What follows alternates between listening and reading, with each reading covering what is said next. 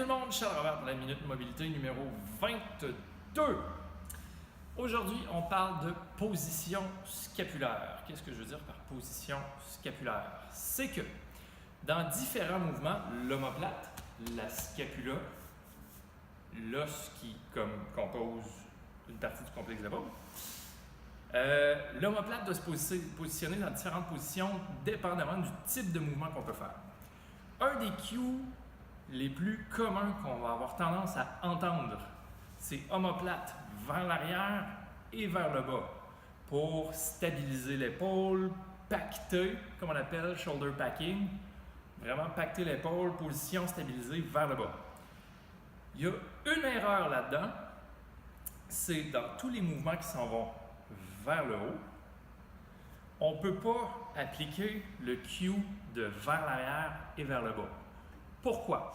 Si on regarde la mécanique de l'épaule, comment que l'épaule est supposée se comporter à l'intérieur d'un mouvement vers le haut, il y a premièrement l'articulation de l'humérus par rapport au complexe qui fait les premiers, je ne me souviens plus la quantité exacte, je pense que c'est 160 degrés. 160 degrés, c'est purement humérus par rapport au complexe. Deuxième portion du mouvement pour aller vers le haut, c'est l'omoplate qui doit ramener vers l'avant pour dégager un peu plus d'espace pour le mouvement. Dernière portion pour aller chercher la verticale complète, c'est dans l'extension thoracique qu'on va aller chercher les derniers degrés. Donc, avec un peu de recherche, on est capable d'aller rechercher on est capable de trouver les chiffres exacts pour les degrés de rotation de chacune des articulations. Mais techniquement, si mon épaule est vers l'arrière et vers le bas et que je stabilise mon omoplate là, mon bras va buter.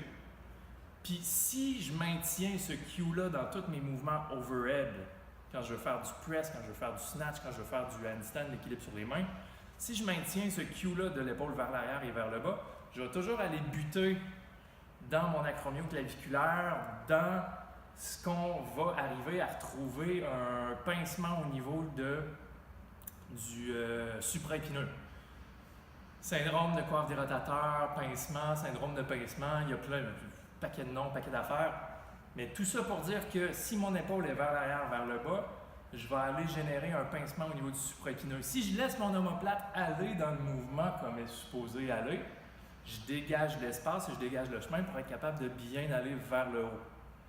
Donc, au niveau du positionnement de l'épaule, le cue vers l'arrière et vers le bas, dans tous les mouvements overhead, serait à reconsidérer vu la structure qui doit bouger pour nous permettre d'aller chercher tous les degrés d'extension vers le haut. Première partie, humérus. Deuxième partie, omoplate. Troisième partie, extension thoracique. Trois composantes du mouvement de l'épaule.